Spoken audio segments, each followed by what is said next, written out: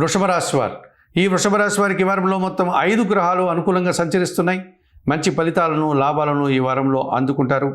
ఒక కార్యక్రమాన్ని ఎప్పటి నుంచో పూర్తి చేయాలనుకున్నటువంటి కార్యక్రమాన్ని ఈ వారంలో పూర్తి చేస్తారు.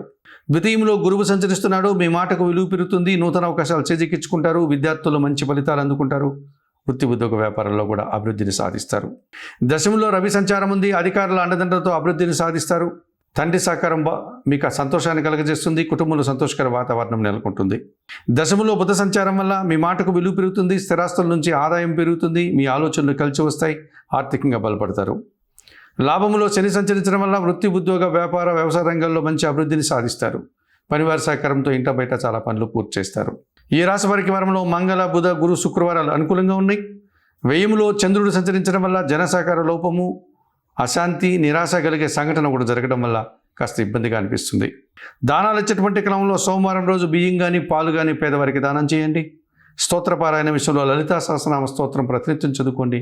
ఆలయ సందర్శన కార్యక్రమంలో భాగంగా వృషభ రాశి వారు లలితాదేవిని సందర్శించి నమస్కరించుకోవడం వల్ల మరింతగా మంచి ఫలితాలను పొందగలుగుతారు.